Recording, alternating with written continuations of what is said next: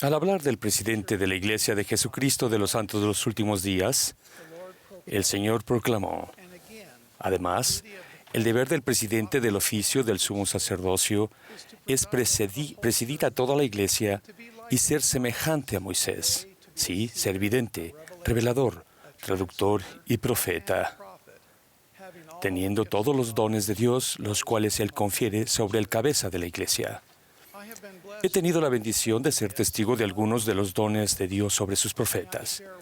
Permítame compartir con ustedes una de esas sagradas experiencias. Antes de mi llamamiento actual, yo ayudaba a localizar y recomendar terrenos para futuros templos.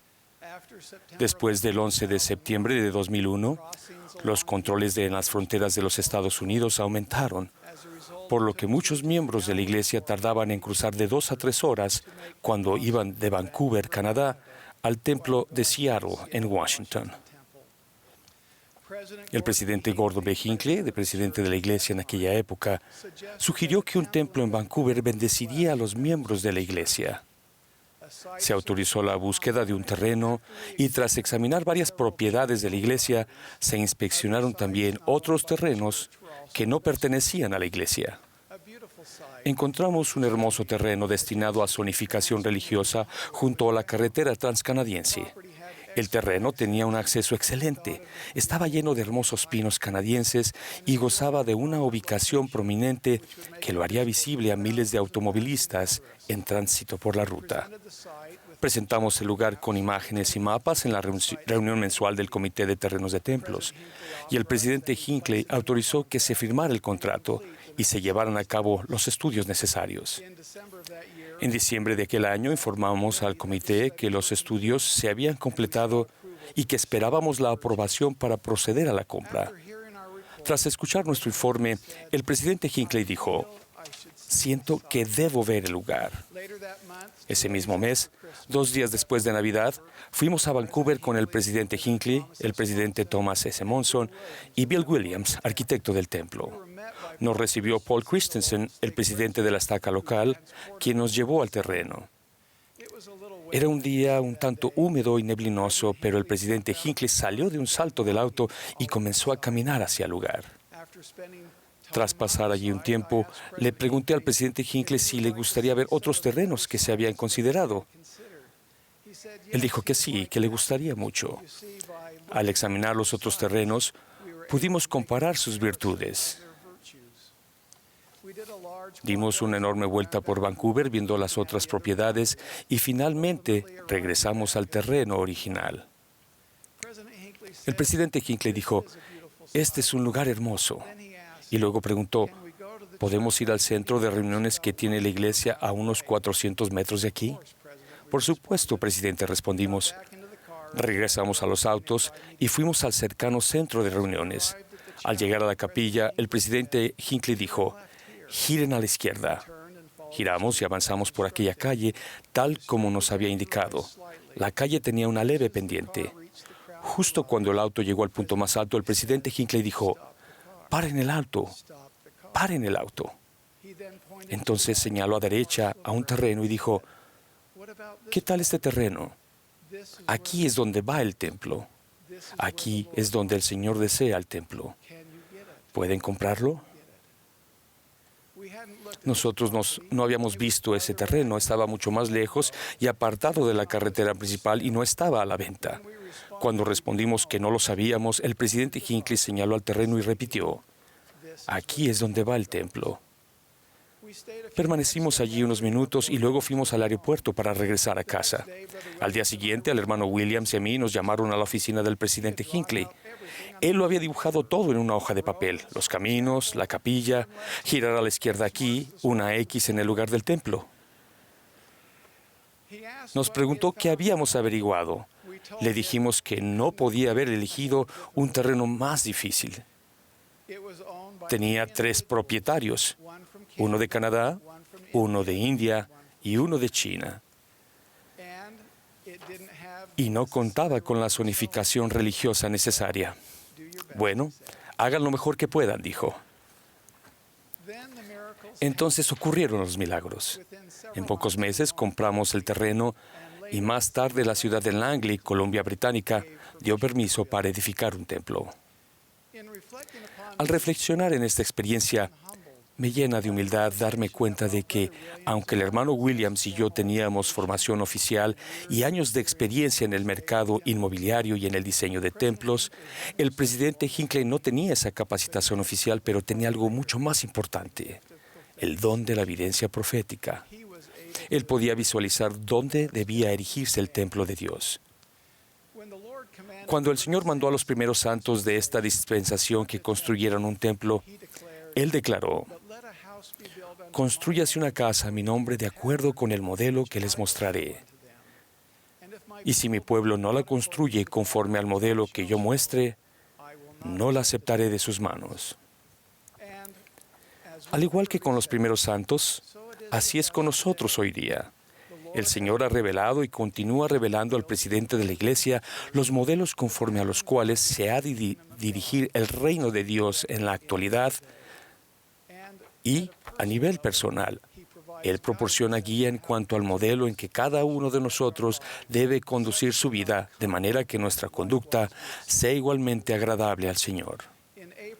En abril de 2013 hablé de los esfuerzos que requiere preparar los cimientos de cada templo para asegurar que pueda soportar las tormentas y calamidades a las que estará sujeto. Pero los cimientos son solo el comienzo.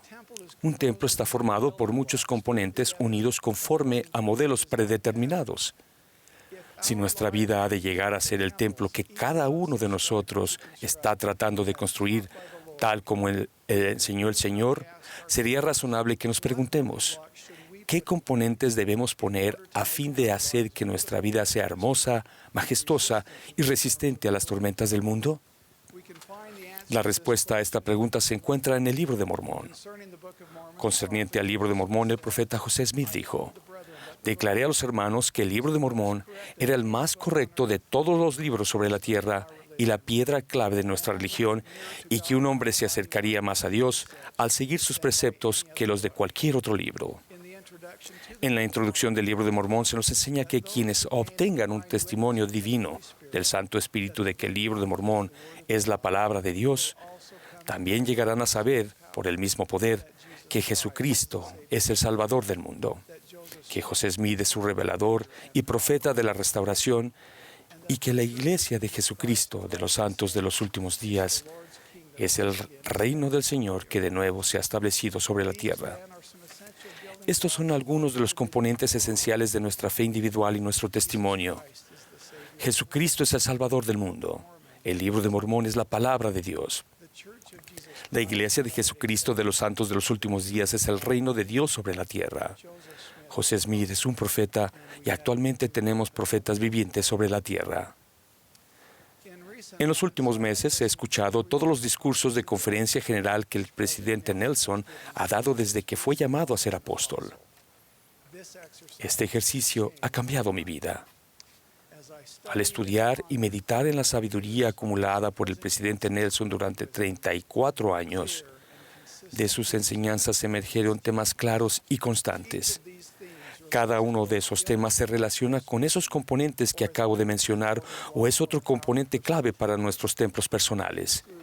Incluyen la fe en el Señor Jesucristo, el arrepentimiento, el bautismo para la remisión de los pecados, el don del Espíritu Santo, la redención de los muertos y la obra del templo, santificar el día de reposo, empezar con el fin en mente y permanecer en la senda de los convenios. El presidente Nelson ha hablado de todos ellos con amor y devoción. La principal piedra del ángulo y componente de la Iglesia y de nuestra vida es Jesucristo. Esta es su Iglesia. El presidente Nelson es su profeta. Las enseñanzas del presidente Nelson dan testimonio y revelan para nuestro beneficio la vida y el carácter de Jesucristo. Él habla con amor y conocimiento de la naturaleza del Salvador y de su misión. También ha dado frecuente y ferviente testimonio del llamamiento divino de los profetas vivientes, los presidentes de la Iglesia con quienes Él ha prestado servicio. Ahora, hoy en día, es nuestro privilegio sostenerlo a Él como el profeta viviente del Señor sobre la tierra.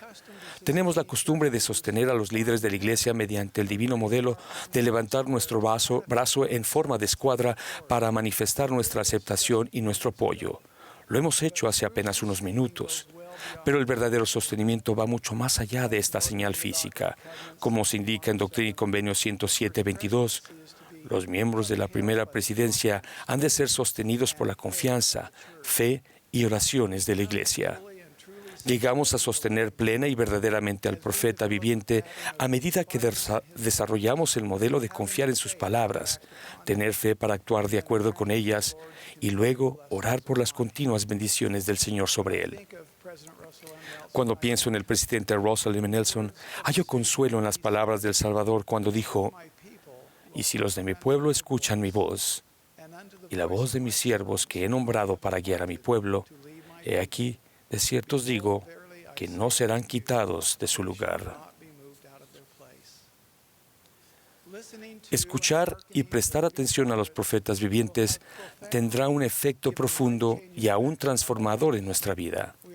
Somos fortalecidos, estamos más seguros y tenemos más confianza.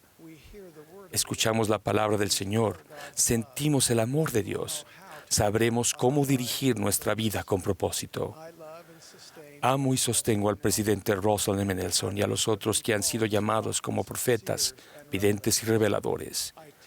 Testifico que él tiene los dones que el Señor ha conferido sobre su cabeza y doy testimonio de que a medida de que consolidemos en nuestra vida el hábito de escuchar y hacer caso a la voz de los profetas vivientes, nuestra vida se edificará conforme al divino modelo del Señor para nosotros y cosecharemos bendiciones eternas. La invitación se extiende a todos.